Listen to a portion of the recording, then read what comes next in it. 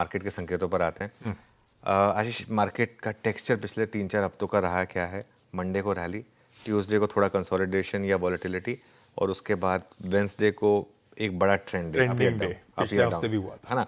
लेकिन कल थोड़ा सा मामला चेंज हो गया, क्योंकि कल हमको कल ऑलरेडी एक सॉर्ट ऑफ अच्छा दिन हमको कल मिल गया था, लेकिन फिर भी जो भी है, आज हमारे लिए एक सैंडविच सेशन है। और नॉर्मल, जैसा मैंने कहा कि बुधवार का जो सेशन है वो हमारे लिए एक ट्रेंडिंग डे होता है। तो अब ट्रेंडिंग डे आज किस तरीके से रहेगा ये देखना इंपॉर्टेंट है। इसी के लिए मैं कह रहा हूँ कि आज का पहले घंटे का लो बचाना ज़रूरी है, क्योंकि अगर आज आपने उसको बचाया, पहले घंटे के लो को बचाया, और उसके बाद अगर आपने आज 25,000 क्रॉस करा, तो हो सकता है कि एक बड़ा पॉजिटिव हो मार्केट के लिए। लेकिन अगर पहले घंटे का लो टूटा और अगर 24,800 के नीचे अगर आप फिसलने लगे, जो मेरा बेस केस नहीं हो कि यहाँ से 180 पॉइंट का क्वेश्चन है, इन दैट केस मार्केट के लिए फिर थोड़ा सा वीकनेस रहेगी। अच्छा, 2-3 इंपॉर्टेंट क्यूज हैं जिन पर नज़र रहेगी। दिल्ली बहुत इंपॉर्टेंट हो गया अब हमारे लिए वापस, क्योंकि जो अब आगे जो ग्रुप ऑफ मिनिस्टर्स की मीटिंग है उस पर नज़र रहेगी। जीएसटी की जो मीटिंग है, अगले 2 दिनों में थोड़ी सी हमें और सिचुएशन क्लियर होगी कि ये जीएसटी वाला जो मामला है ये कैसे होने वाला है। काफ़ी सेक्टर्स हैं जहाँ पर अभी भी थोड़ी सी क्लैरिटी है, कुछ इफ्स एंड बट्स हैं। ऑटोज़ में फॉर एग्जांपल कुछ इफ्स एंड बट्स हैं, इंश्योरेंस में भी कुछ इफ्स एंड बट्स हैं कि आईटीसी मिलेगा या इनपुट टैक्स क्रेडिट मिलेगा या नहीं मिलेगा। ऐसी कई चीज़ें हैं, तो वो थोड़ी सी आई थिंक क्लियर होगी।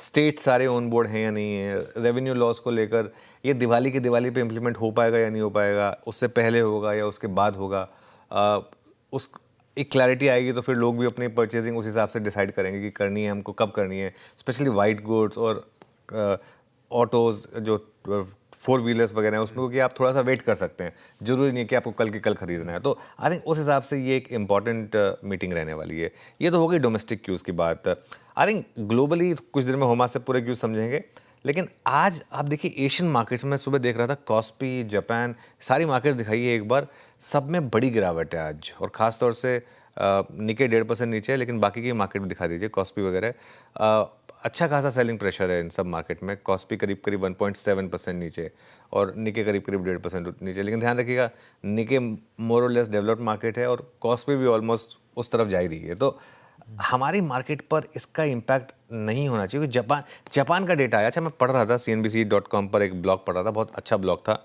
जापान का जो जुलाई एक्सपोर्ट है वो 2.6% गिरा है। यूएस में जो उनका एक्सपोर्ट है वो, और जो मेनलैंड चाइना में एक्सपोर्ट है वो, दोनों गिरे हैं। लेकिन अब तक टैरिफ का इम्पैक्ट नहीं हुआ है। मैं तो सोच रहा हूँ कि अगर टैरिफ के इम्पैक्ट ना होने के बाद इस तरीके की सिचुएशन है, तो टैरिफ का इम्पैक्ट होने के बाद किस तरीके का इम्पैक्ट आएगा, आई थिंक ये देखना थोड़ा सा इंपॉर्टेंट होगा। देखिए, ग्लोबल इकॉनमी पर ये डोनाल्ड ट्रंप साहब की जो उल जुलूल रणनीतियाँ रही हैं उनका इम्पैक्ट पड़ेगा, इसमें कोई डाउट नहीं। उनके खुद के यहाँ भी पड़ेगा। इन सब का जो एक निचोड़ निकल रहा है, कल नैस्डैक गिरा देखिए काफ़ी ज़्यादा, इन सब का जो एक निचोड़ निकल रहा है वो है आईटी सेक्टर के लिए, हमारा आईटी सेक्टर। और अगर आप देखें तो 2 दिन में अगर एक सेक्टर है जिसने इस मार्केट की रैली में पार्टिसिपेट नहीं करा है, तो वो निफ्टी आईटी है।